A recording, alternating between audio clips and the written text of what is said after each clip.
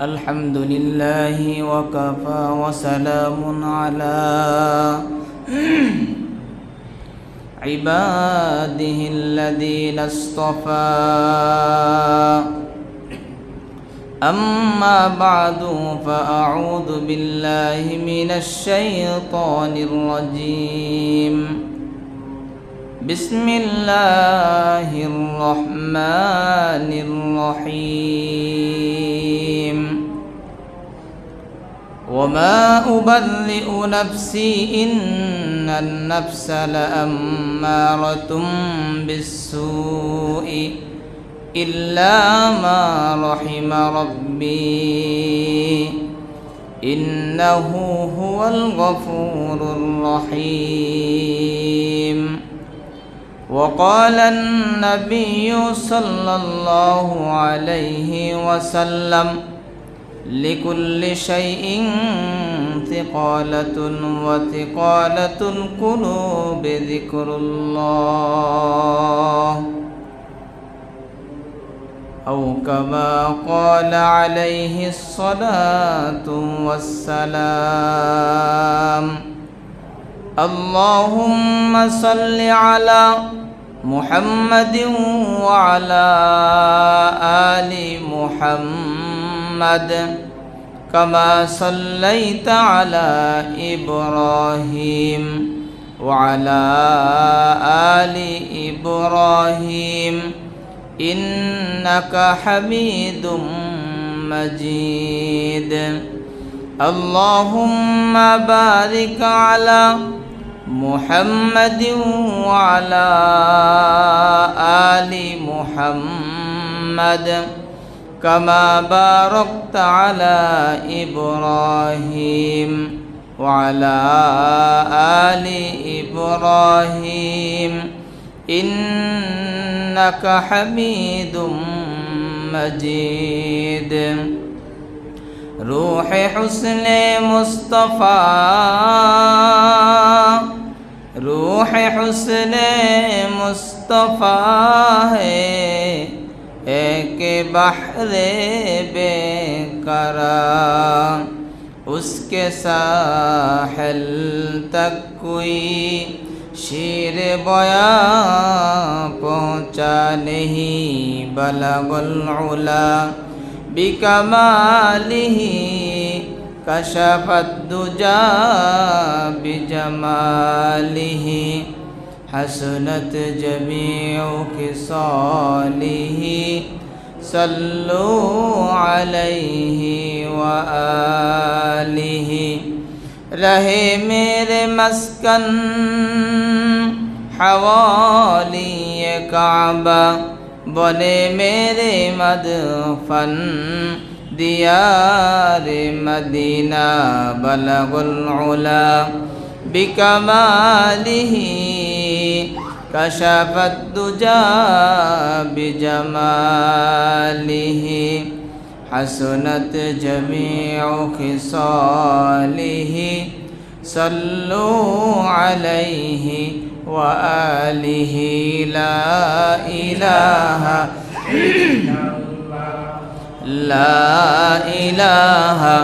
इल्लल्लाह ला इलाहा इल्लल्लाह ला इलाहा इल्लल्लाह ला इलाहा इल्लल्लाह ला इलाहा इल्लल्लाह ला इलाहा इल्लल्लाह ला इलाहा इल्लल्लाह ला इलाहा इल्लल्लाह ला इलाहा इल्लल्लाह ला इलाहा इल्लल्लाह ला इलाहा दिल जो खाली याद हक से आई जवा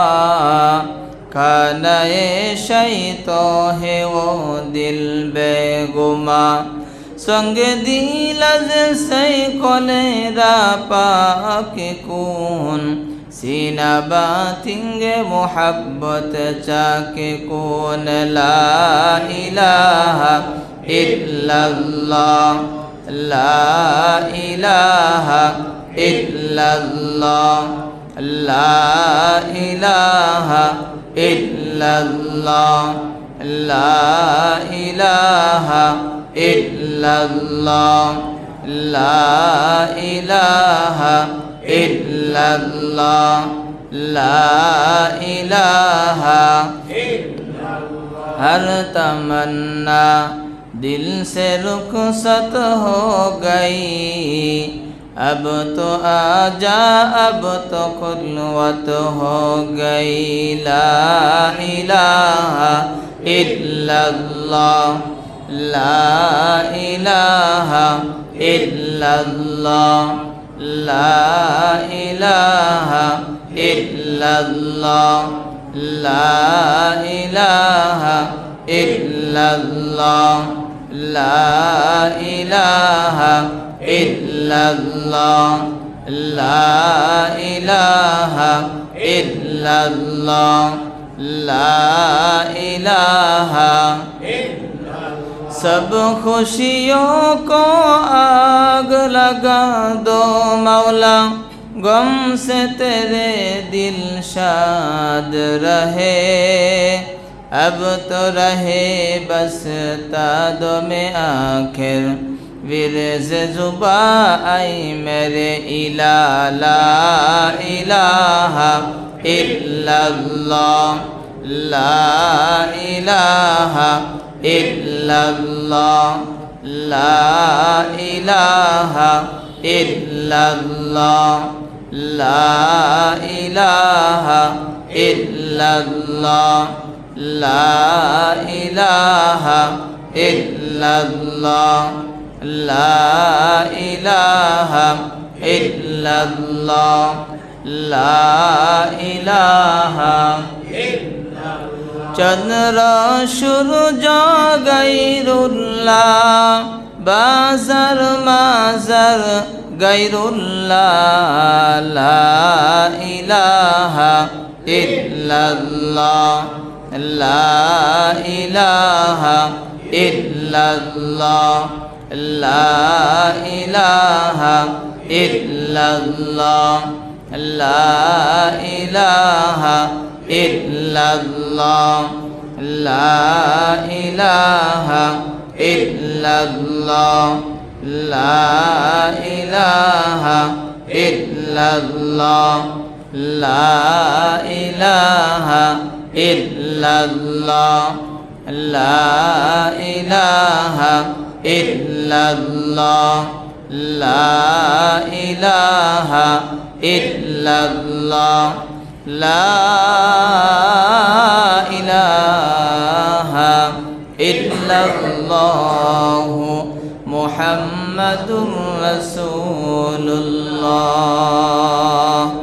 सल्लल्लाहु अलैहि वसल्लम।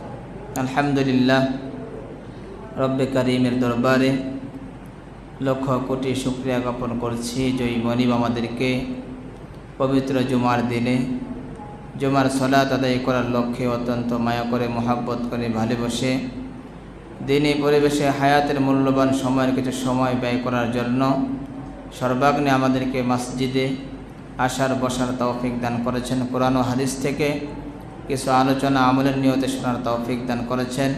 এজন্য সকলে কালিমাতুশ শুকর জবান খুলে ভক্তি ভরে মোহাব্বতে সকলে সমস্বরে বলে আলহামদুলিল্লাহ। মুহতারাম হাজিরিন, আমি আপনাদের সামনে 13 নম্বর পারার প্রথম পৃষ্ঠার সূরা ইউসুফের 53 নং আয়াত তেলাওয়াত করেছি।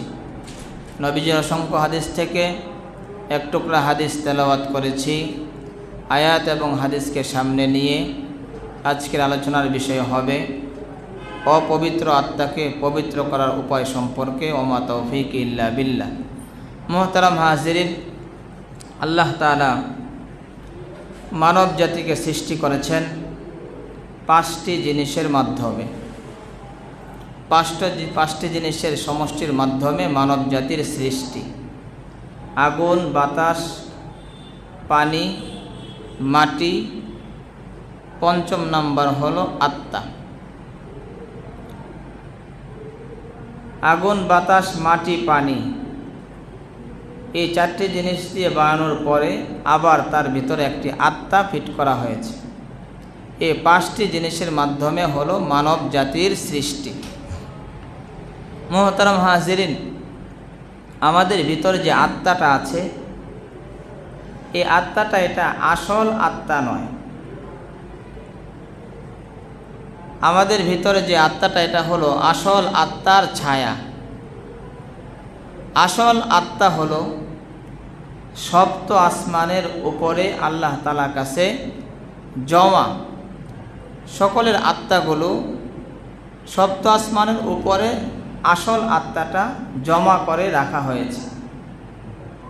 আর আমাদের ভিতরে যে আত্মাটা আছে এটা হলো আসল আত্মাটার ছায়া। এই ছায়ার মাধ্যমেই আমরা চলাফেরা করি। এই ছায়ার মাধ্যমেই আমরা আমাদের মনের ভিতরে যে সমস্ত অনুভূতি জাগ্রত হয়, আমরা কখনো অনুভব করি আমার খাবারের প্রয়োজন, কখনো অনুভব করি আমার অমুক জায়গায় যাওয়ার প্রয়োজন, কখনো অনুভব করি, ইচ্ছা করি যে আমি এখন ঘুমানো প্রয়োজন, কখনো অনুভব করি যে আমার বাড়িতে যাওয়া প্রয়োজন।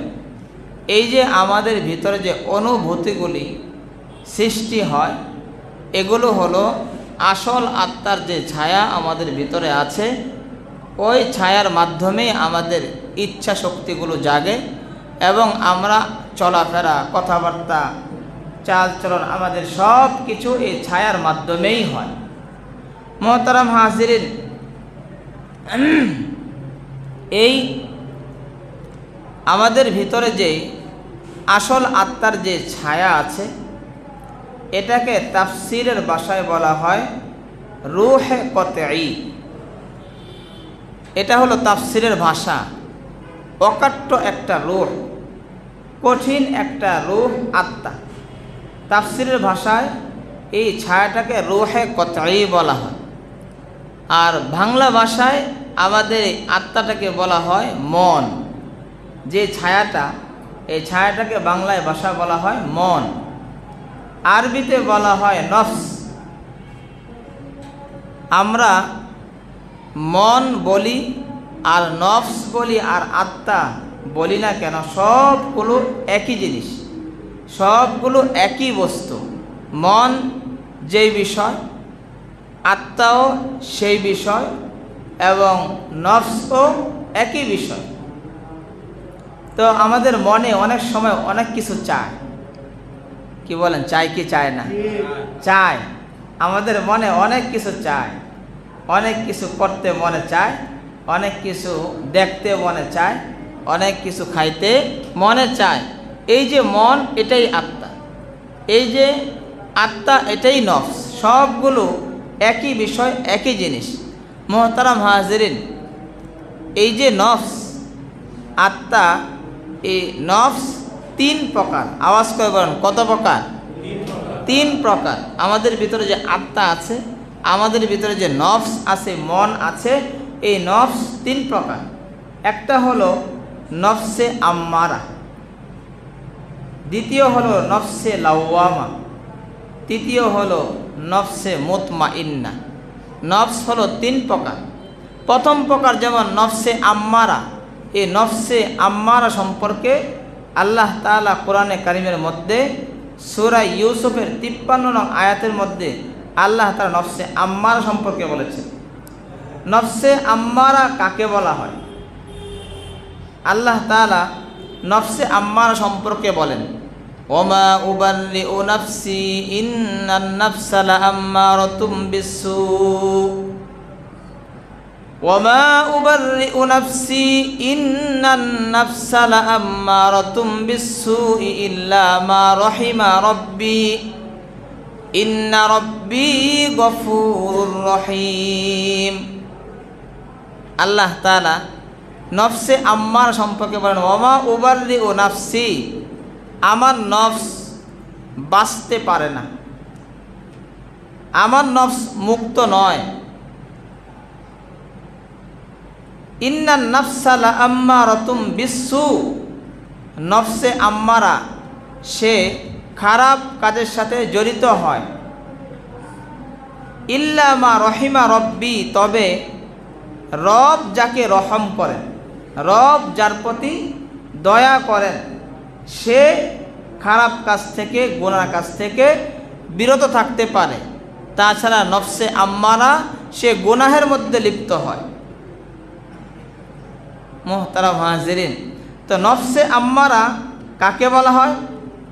নফসে আম্মারা বলা হয় যে নফস লোভে পড়ে এবং মজায় পড়ে বিভিন্ন গুনাহে লিপ্ত হয়, বিভিন্ন লোভের কারণে, যে এটা করলে এটা পাওয়া যাবে। অনেক সময় মানুষের মধ্যে লোভ কাজ করে, কি বলেন, করে কি করে না?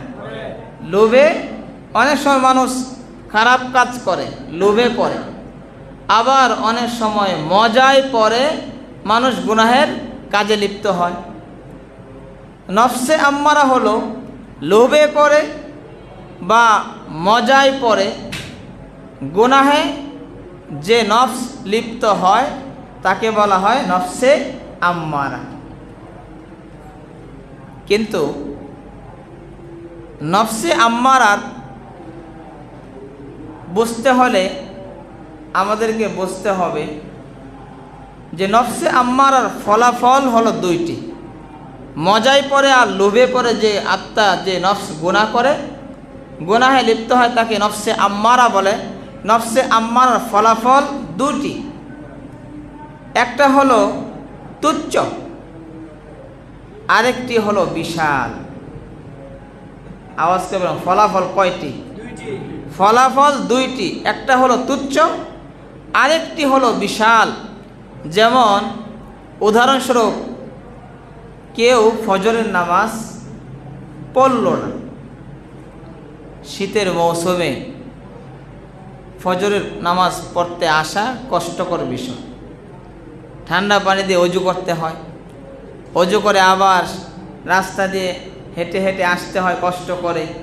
তো শীতের মৌসুমে কষ্ট করে আসা মসজিদে ফজরের সময় কঠিন। কিন্তু এই ফজরের সময় যদি কেউ ফজরের নামাজ পড়ার জন্য না আসে, সে যদি ঘুমিয়ে থাকে, তাহলে সে কতটুকু সময় ঘুমাতে পারল? ফজরের নামাজ বর্তমান সময়ে 5:20, 5:20 ফজরের নামাজ। আজান হয় আধা ঘন্টা আগে, 4:50 আজান হয়। আধা ঘন্টা সে ঘুমাতে পারল, তার আরামটা আধা ঘন্টা। যারা ফজরের নামাজে আসলো তারা হয়তো আধা ঘন্টা ঘুমাতে পারলো না, কিন্তু যে ফজরের নামাজে আসলো না তার আরামটা হলো একেবারে আধা ঘন্টা সময়। কিন্তু এই আধা ঘন্টা সময় তো একটা তুচ্ছ সময়, একেবারে স্বল্প সংক্ষিপ্ত সময়। নফসে আম্মারার পিছনে পড়ে যারা গুনাহ করে, তাদের মজাটা তুচ্ছ কিন্তু সাজাটা বিশাল। এটা হলো ফলাফল নফসে আম্মারার, যেটার মজাটা হবে তুচ্ছ আর সাজা হবে বিশাল। যেমন তার মজাটা হলো আধা ঘন্টা, আধা ঘন্টা সে আরও বেশি ঘুমাতে পারল, কিন্তু এটা তুচ্ছ এক সময়, আধা ঘন্টা সময় বেশি নয়। কিন্তু এর সাজাটা কেমন? সাজাটা হলো বিশাল। ফজরের নামাজ সে ফজরের নামাজে উপস্থিত হলো না, পড়ল না, কাজা হয়ে গেল, তাহলে এর সাজা হলো বিশাল। আমরা ছোট সময় থেকে শুনে আসতেছি যে যদি কেউ 1 ওয়াক্ত নামাজ কাজা করে তাহলে 2,88,00,000 বছর কি করতে হবে? জাহান্নামে জ্বলতে হবে। 80 হুকবা, এই 80 হুকবার পরিমাণকে অনেকে যোগ বিয়োগ করে 2,88,00,000 বছর বানানো হয়েছে। কিন্তু হাদিসের মধ্যে 2,88,00,000 বছর স্পষ্ট কোনো হাদিসের মধ্যে পাওয়া যায় না। কিন্তু আল্লাহ তাআলার কোরআনে কারীমের আয়াতের মাধ্যমে বোঝা যায় যে এর শাস্তিটা কেমন। মজাটা তো তুচ্ছ, কিন্তু সাজাটা যে কত বেশি এটা আল্লাহ তাআলার কোরআনের আয়াত দ্বারা স্পষ্ট বোঝা যায়। আল্লাহ তাআলা কোরআনে কারীমে সূরা মুদ্দাসসিরের মধ্যে আল্লাহ তাআলা বলেন, জাহান্নামীরা জান্নাতীরা জাহান্নামীদেরকে জিজ্ঞাসা করবে, মা সালাকাকুম ফি সাকর, কিসে তোমাদেরকে জাহান্নামে নিয়ে আসলো। মা সালাকাকুম ফি সাকর, জান্নাতীরা জাহান্নামীদেরকে জিজ্ঞাসা করবে, মা সালাকাকুম ফি সাকর, কিসে তোমাদেরকে জাহান্নামের মধ্যে নিয়ে আসলো। ক্বালু লাম নাকু মিনাল মুসাল্লিন, তারা বলবে আমরা মুসল্লি ছিলাম না, আমরা নামাজ পড়তাম না। ফজরের সময় শীতের মৌসুমে আধা ঘন্টা সময়ের জন্য আমরা আরাম করতাম, কিন্তু মসজিদে যেতাম না। ক্বালু লাম নাকু মিনাল মুসাল্লিন, আমরা নামাজ পড়তাম না, মুসল্লি হতাম না। তাহলে আল্লাহ তাআলা আয়াতে স্পষ্ট যে যারা মুসল্লি হবে না, নামাজে আসবে না, তাদের ঠিকানা হবে জাহান্নাম। জান্নাতীরা জাহান্নামীদেরকে জিজ্ঞাসা করবে, জাহান্নামে কেন এসেছ, কিসে তোমাদেরকে জাহান্নামে নিয়ে এসেছে। তাহলে বোঝা গেল যে নামাজে না আসা, নামাজে উপস্থিত না হওয়া এটা জাহান্নামে যাওয়ার এক কারণ। কি বলেন, ঠিক না বেঠিক? জাহান্নামে যাওয়ার কারণ হলো নামাজ না পড়া।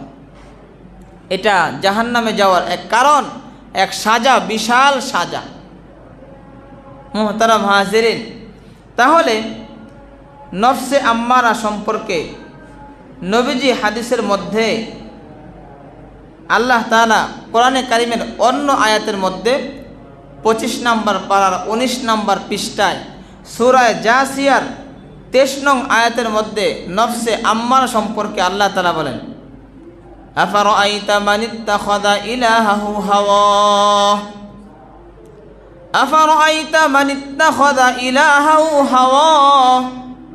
ওগো নবীজি, আপনি কি দেখেন না, আপনি কি লক্ষ্য করেন না, মানিত্তাখাযা ইলাহাহু হাওয়া, যারা নিজের নফসের খেয়াল খুশিতে যারা চলাফেরা করে, নিজের নফসের খেয়াল খুশিকে যারা রব বানিয়ে নিয়েছে। মানিত্তাখাযা ইলাহাহু হাওয়াহু, যারা তাদের নফসের খেয়াল খুশিকে যারা রব হিসাবে গ্রহণ করেছে, আপনি কি তাদেরকে দেখেন না?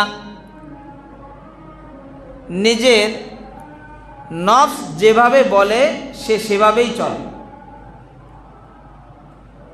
সে তার রবের খেয়াল খুশি অনুযায়ী চলে না, বরং সে তার নফসের খেয়াল খুশি অনুযায়ী চলে। এখন গোলাম কি তার রবের খেয়াল খুশিতে চলবে, না গোলাম তার নফসের খেয়াল খুশিতে চলবে? বলেন, রবের। আমরা তো গোলাম। আমাদের মনিব কে? আল্লাহ।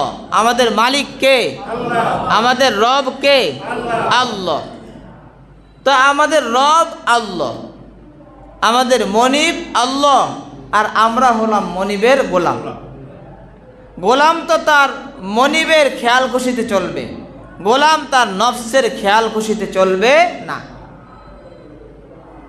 যদি কেউ তার নফসের খেয়াল খুশিতে চলে, তাহলে সে তার নফসকেই তো রব মেনে নিল, নফসকেই সে তার রব হিসাবে গ্রহণ করলো।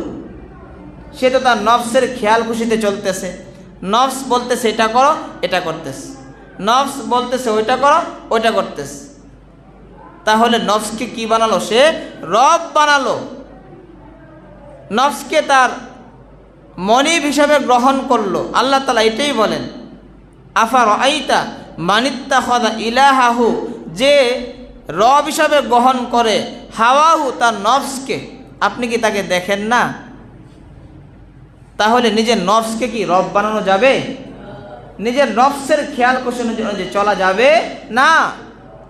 মুহতারাম হাজিরিন, তাহলে নফসে আম্মারা সম্পর্কে আল্লাহ তাআলা বলেন যে যারা গুনাহ করে, নফসের খেয়াল খুশিতে পড়ে যারা গুনাহ করে, তারা নিজের নফসকেই রব বানালো, আপনি কি তাদেরকে দেখেন না?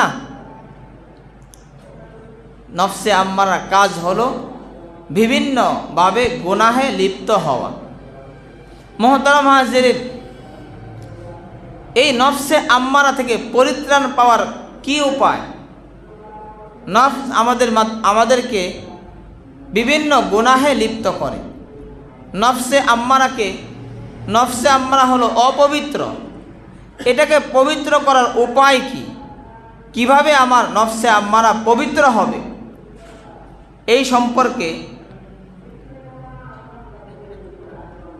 নফসে আম্মারাকে পবিত্র করার জন্য আল্লাহ তাআলা যুগে যুগে নবী রাসূল পাঠিয়েছেন মানুষের এই নফসের প্রতি মেহনত করানোর জন্য। যুগে যুগে নবীরা এসে মানুষের এই নফসের প্রতি মেহনত করেছেন। আমাদের নবীজিও পৃথিবীতে এসে মানুষের নফসের প্রতি মেহনত করেছেন। কারণ নফস যদি কারো খারাপ থাকে তাহলে মানুষটাই খারাপ, নফস যদি কারো ভালো থাকে মানুষটা ভালো। মানুষের ভালো খারাপ কিন্তু নফসের প্রতি লক্ষ্য করে। মানুষের ভালো খারাপ কিন্তু তার বাহ্যিক দেখে নয়, মানুষের ভালো মন্দ যাচাই হয় নফসের মাধ্যমে। তো এই যেহেতু নফসের মাধ্যমে মানুষের ভালো খারাপ যাচাই হয়, মানদণ্ড হয়, এই জন্য সমস্ত নবী রাসূলরা এসে মানুষের এই নফসের প্রতিই মেহনত করেছে। আমাদের নবীজিও পৃথিবীতে এসে মানুষের নফসের প্রতিই মেহনত করেছেন। কারণ নফস গুনাহ করে, নফস চায় জিনা করতে, নফস চায় বিভিন্ন অশ্লীল কাজ করতে, নফস চায় জুলুম করতে, নফস চায় অন্যায় অবিচার করতে। তো এই নফসের প্রতি নবীজি এসে মেহনত করেছেন। ফলাফল কি দাঁড়ালো? যে মানুষগুলো নফসের খারাপের কারণে খারাপিত্ব অর্জন করেছে, যখন তাদের নফস যখন ভালো হয়ে যায় তখন পৃথিবীর মধ্যে তারা সর্বশ্রেষ্ঠ মানব জাতির পরেই দ্বিতীয় স্থানে তাদের অর্জন হয়েছে, যে তারা দ্বিতীয় স্তরে চলে এসেছে পৃথিবীতে। তাদের পরে তাদের মতো ভালো মানুষ আর পৃথিবীতে আসবে না। যে মানুষগুলো ছিল নফসের কারণে খুব খারাপ, যখন নবীজি এসে তাদের নফসের প্রতি মেহনত করেছেন তখন তারা সোনালী যুগ এবং সোনালী মানুষে পরিণত হয়েছেন, যে তাদের মতো সোনালী মানুষ আর পৃথিবীতে আসবে না। মুহতারাম হাজিরিন, নবীজি যারা সোনালী মানুষে পরিণত হয়েছে তাদেরকে নবীজি দিক নির্দেশনা দিয়েছেন যে তোমাদের নফস যে অপবিত্র, তোমাদের নফসকে তোমরা পবিত্র কিভাবে করবে। নবীজি বলেন কিভাবে করবে? তোমাদের নফস যে ময়লা, তোমাদের নফস যে অপবিত্র, পবিত্র হওয়ার মাধ্যম কি?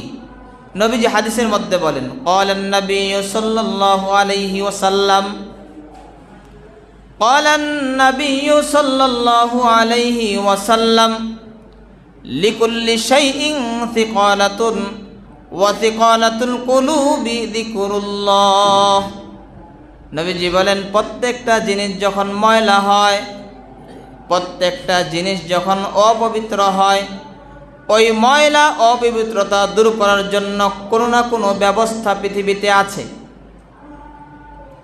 যেমন কাঠ যখন ময়লা হয়ে যায়, কাঠের ময়লা দূর করার জন্য যেমন নাকি রান্দা আছে, ময়লা কাঠকে যখন রান্দা করা হয় আস্তে আস্তে উপরের ময়লাটা দূর হয়ে একদম কাঠ পরিষ্কার হয়ে যায়। কি বলেন, ঠিক না বেঠিক?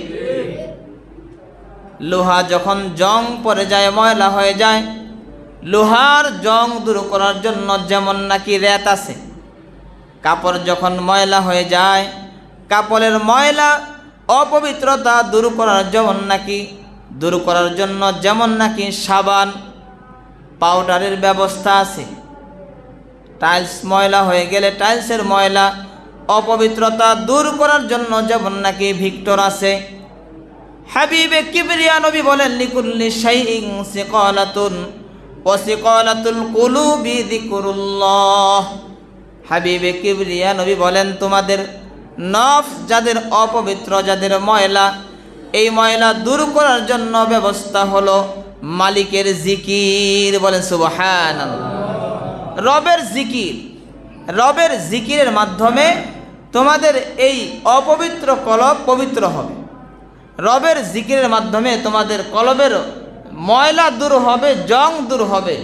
কলবের ময়লা, কলবের জং দূর করার ব্যবস্থা হলো জিকির। জিকির বেশি বেশি যদি করো তাহলে তোমাদের এই কলব পবিত্র হবে, ময়লা দূর হবে, কলবের জং দূর হবে। মুহতারাম হাজিরিন, আল্লাহ তাআলা কোরআনে কারিমের মধ্যেও বান্দাকে বেশি বেশি জিকির করার কথা বলেছেন। আল্লাহ তাআলা বলেন, ইয়া আইয়ুহাল্লাযীনা আমানু যকুরুল্লাহ, ইয়া আইয়ুহাল্লাযীনা আমানু যকুরুল্লাহা যিকরান কাসীরা। হে ঈমানদাররা, তোমরা বেশি বেশি জিকির করো। যিকরান কাসীরা, বেশি বেশি করো। বুকরাতাও ওয়া আসীলা, সকালে করো, সন্ধ্যায় করো। বেশি বেশি জিকির করার জন্য আল্লাহ তাআলা নিজে আদেশ করেছেন, হে ঈমানদাররা, তোমরা বেশি বেশি জিকির করো, সকালেও করো, সন্ধ্যায়ও করো। মুফাসসিরিনে কেরাম বলেন যে সকাল এবং সন্ধ্যার দ্বারা উদ্দেশ্য হলো সকাল থেকে সন্ধ্যা, সন্ধ্যা থেকে সকাল, সব সময় সর্বদা জিকির করো। আল্লাহ তাআলার এটা এক আদেশ। আল্লাহ তাআলা আদেশ করেছেন বান্দাকে জিকির করার জন্য। এটা কার আদেশ? এটা কার হুকুম? আল্লাহ তাআলার হুকুম। জিকির করার আদেশ হলো আল্লাহ তাআলার। মুহতারাম হাজিরিন, এটা কোনো পীর সাহেবের আদেশ নয়, যে কোনো পীরের আদেশ জিকির করা না। জিকিরের আদেশ হলো আল্লাহ তাআলার। আল্লাহ তাআলা বলেন, তোমরা আমাকে বেশি বেশি ডাকো, বেশি বেশি আমাকে স্মরণ করো, বেশি বেশি আমাকে, আমার বিভিন্ন তাসবিহাত আছে আমাকে স্মরণ করার জন্য। সুবহানাল্লাহ, আলহামদুলিল্লাহ, আল্লাহু আকবার, লা ইলাহা ইল্লাল্লাহ, ইল্লাল্লাহ, আল্লাহ, এগুলির মাধ্যমে আমাকে ডাকো। সুবহানাল্লাহ, আল্লাহ আপনি পবিত্র, আপনি পবিত্র। আলহামদুলিল্লাহ, সমস্ত প্রশংসা আপনার। লা ইলাহা ইল্লাল্লাহ, আপনি ছাড়া কোনো রব নাই, ইলাহ নাই। ইল্লাল্লাহ, একমাত্র আপনি আল্লাহ। আল্লাহ আল্লাহ তাআলার জাতি নাম। মুহতারাম হাজিরিন, তো এই জিকির বেশি বেশি করার কথা আল্লাহ তাআলা আদেশ করেছেন বান্দাকে, কারণ এর মধ্যেই বান্দার কল্যাণ, এর মাধ্যমেই বান্দার অপবিত্র আত্মা পবিত্র হবে। আর কারো আত্মা, কারো নফস যদি পবিত্র হয়, পরিষ্কার থাকে, তখন তার ইবাদত করতে ভালো লাগে, তার নামাজে আসতে মনে চায়। নফসে আম্মারার মাধ্যমে, কারণে তার কলবের মধ্যে যে ময়লা পড়েছে, যখন বান্দা বেশি বেশি জিকির করবে, তখন তার এই ময়লাগুলো আস্তে আস্তে দূর হয়ে যাবে, পরিষ্কার হয়ে যাবে, তখন আর তার থেকে নামাজ ছুটবে না। মনে যাবে যে না, নামাজে যাওয়া প্রয়োজন নাই, কিন্তু কলব যেহেতু, নফস যেহেতু পরিষ্কার, তখন আর তাকে ধরে রাখতে পারবে না।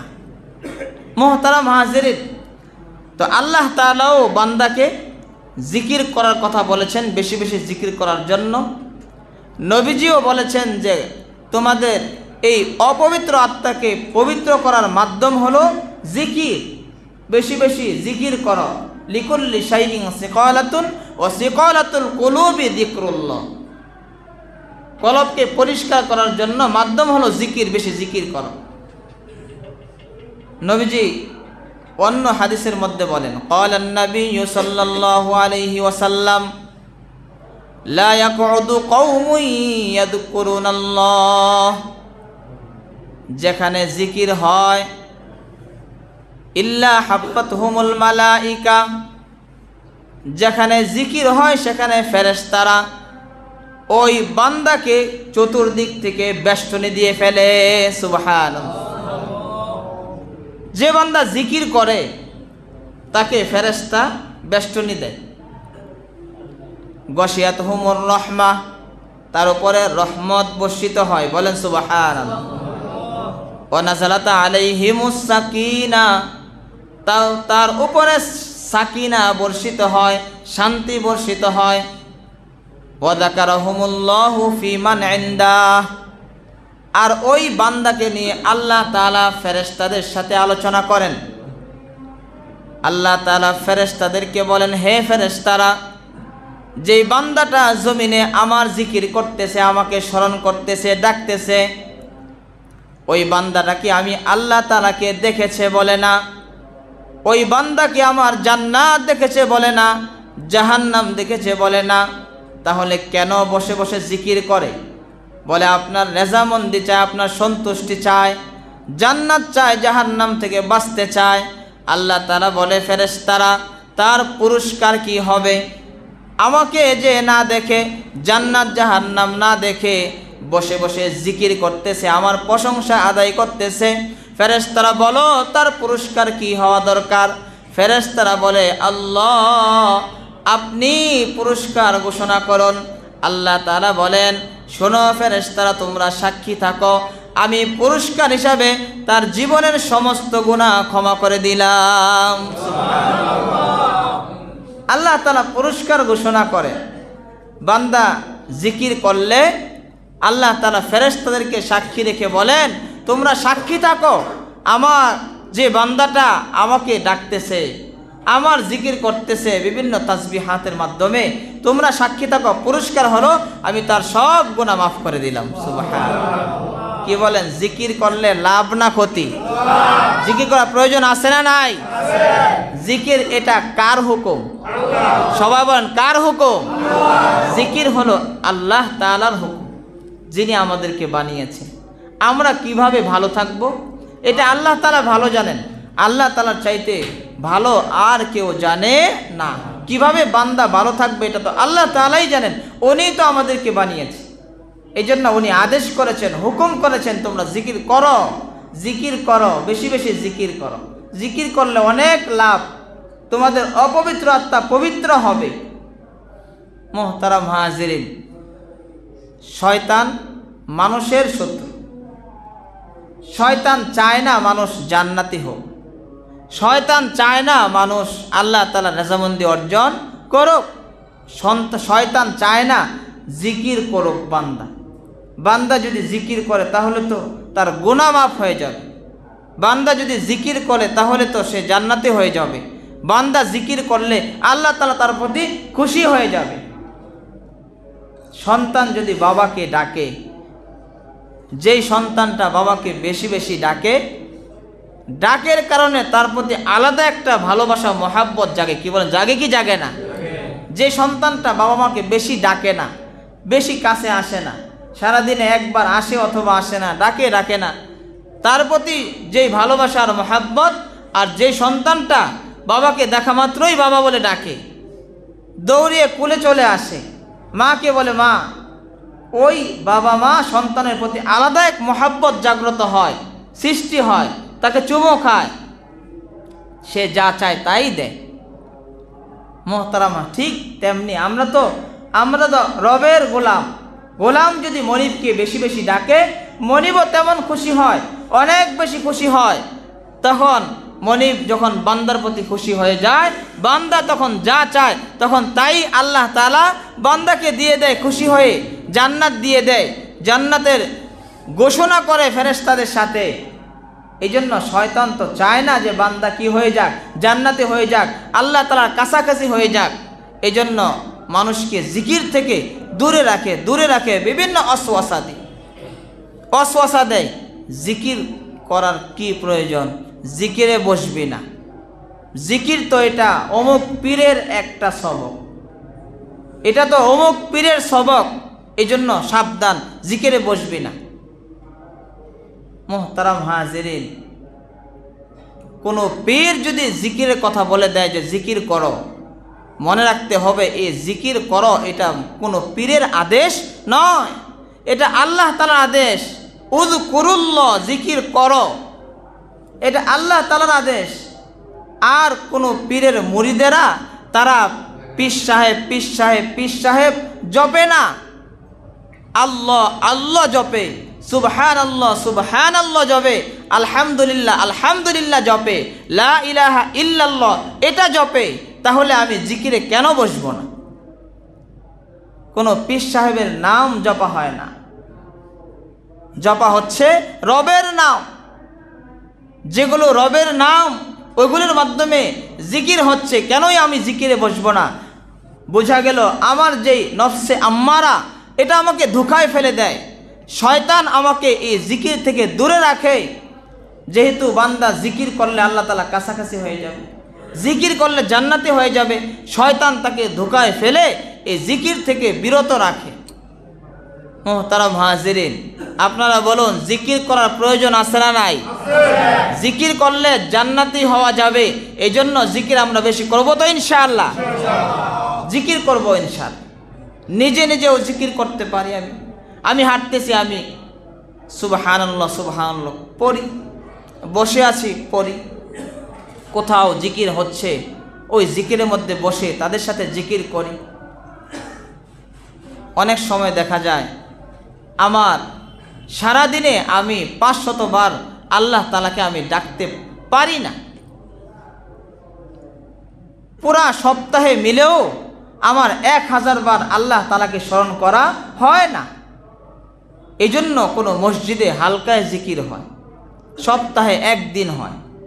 ওই একদিন যদি আমি খোঁজ রেখে ওই জিকিরে যদি শরীক হই, তাহলে তারা সুবহানাল্লাহ পরে 100 বার, আলহামদুলিল্লাহ 100 বার, আল্লাহু আকবার 100 বার, লা ইলাহা ইল্লাল্লাহ পরে 200 বার, তারপরে ইল্লাল্লাহ পরে তারা 400 বার, আল্লাহ পরে 600 বার। তাহলে দেখেন 1000-এর উপরে চলে গেছে, 1000-এর উপরে চলে গেছে। মুহতারাম হাজিরিন, এই জন্য হালকার মধ্যে যদি শরীক হয়, একত্রে একসাথে জিকির করলে তাহলে করতেও ভালো লাগে এবং অনেক হয়ে যায়। যেটা একা একা অনেক সময় হয় না, অলসতা চলে আসে, শয়তানের ধোঁকায় পড়ে যায়। এই জন্য আমরা বেশি বেশি জিকির করবো, রাজি আছি তো ইনশাআল্লাহ? আল্লাহ তাআলা আমাদেরকে বেশি বেশি জিকির করার তৌফিক দান করেন, সবাই বলে আমিন। মুহতারাম হাজিরিন, নবীজি অনেক হাদিসের মধ্যে আল্লাহ তাআলা তো আদেশ করেই দিয়েছেন, ইয়া আইয়ুহাল্লাযীনা আমানু যকুরুল্লাহ, হে ঈমানদাররা বেশি বেশি জিকির করো, যিকরং কাসীরা, বেশি বেশি জিকির করো। আল্লাহ তাআলা তো বলেছেন, নবীজিও বলেছেন যে তোমরা বেশি বেশি জিকির করো। নবীজি এক হাদিসের মধ্যে বলেন, ক্বালান নাবিয়্যু সাল্লাল্লাহু আলাইহি ওয়াসাল্লাম, ক্বালান নাবিয়্যু সাল্লাল্লাহু আলাইহি ওয়াসাল্লাম, লাইসা ইয়াতাহাসসারু আহলুল জান্নাতি ইল্লা আলা সাআতিন মাররাত বিহিম লাম ইয়াযকুরুল্লাহ আযজা ওয়া জাল। জান্নাতবাসীরা কোনো কিছুর জন্য আফসোস করবে না। লাইসা ইয়াতাহাসসারু আহলুল জান্নাহ, জান্নাতবাসীরা কোনো কিছুর জন্য আফসোস করবে না। ইল্লা আলা সাআতিন মাররাত বিহিম লাম ইয়াযকুরুল্লাহ আযজা ওয়া জাল, কিন্তু একটা মুহূর্ত, ওই মুহূর্তর জন্য আফসোস করবে যেই মুহূর্তটা মালিকের জিকির ছাড়া কাটিয়েছে।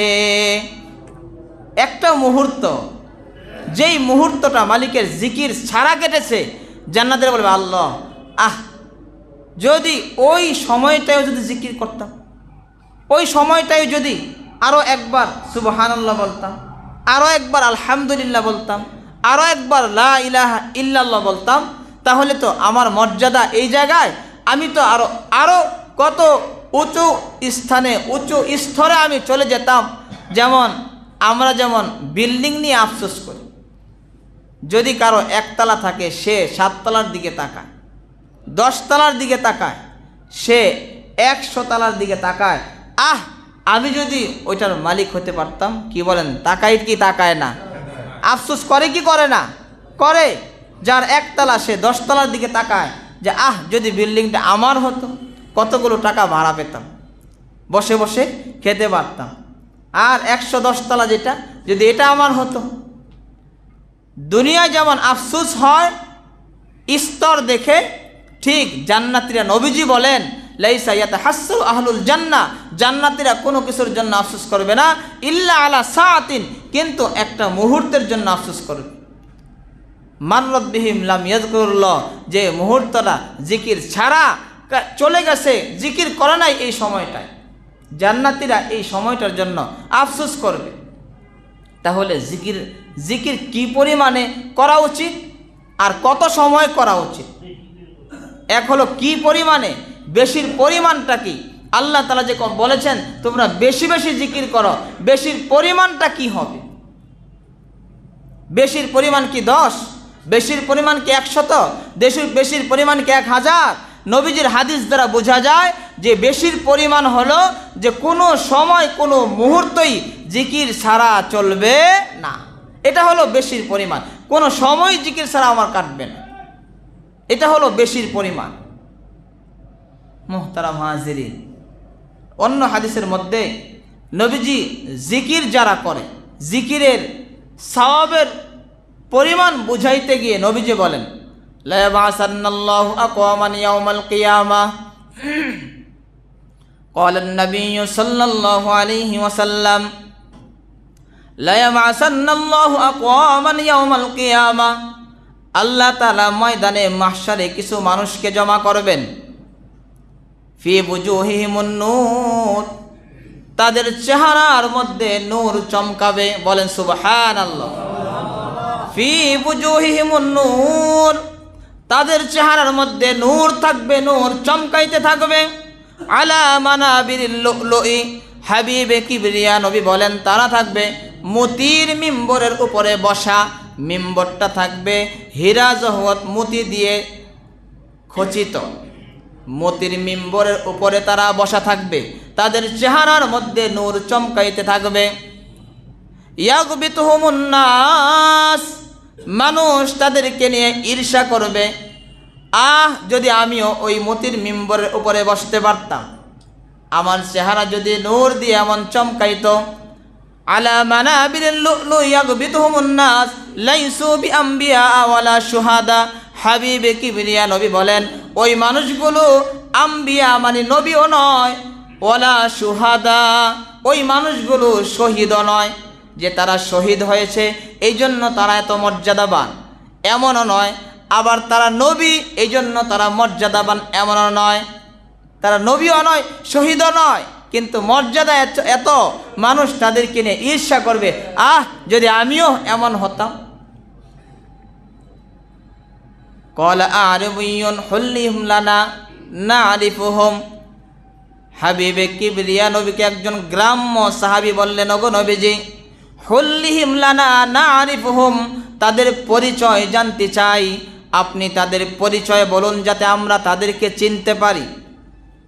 ক্বালা আ'রাবিয়্যুন হুল্লিহিম লানা না'রিফুহুম, ক্বালা হুমুল মুতাহাব্বুনা ফিল্লাহ, হাবিবে কিবরিয়া নবী বলেন তারা হলো ওই সমস্ত মানুষ যারা একজন আরেকজনকে আল্লাহ তাআলার জন্যই মহাব্বত করে, দুনিয়ার কোনো স্বার্থে মহাব্বত করে না, কিছু পাওয়ার জন্য মহাব্বত করে না, সে বেশি বেশি জিকির করে এই জন্য আমাকে তার ভালো লাগে, সে আল্লাহ তাআলাকে বেশি বেশি ডাকে এই জন্য আমি তাকে মহাব্বত করি, সে 5 ওয়াক্ত নামাজ পড়ে এই জন্য আমি তাকে মহাব্বত করি, সে পাগড়ি নবীজির সুন্নত পড়ে নামাজ পড়ে তাকে মহাব্বত করি, সে নবীজির সুন্নাহ গায়ে জামা দিয়ে নামাজ পড়ে এই জন্য আমি তাকে মহাব্বত করি, তার মুখের মধ্যে নবীজির সুন্নত দাড়ি আছে, তার মাথার মধ্যে নবীজির সুন্নত টুপি আছে, তার মাথার মধ্যে নবীজির সুন্নত পাগড়ি আছে, তার গায়ের মধ্যে নবীজির সুন্নত জামা আছে, সে সুন্নত অনুযায়ী চলে, নামাজ পড়ে জিকির করে এই জন্য তাকে মহাব্বত করি, তার থেকে কোনো পাওয়ার জন্য কোনো স্বার্থের জন্য মহাব্বত করি না। এটা হলো আল্লাহর জন্য মহাব্বত, তাকে এই জন্য মহাব্বত করা যায়।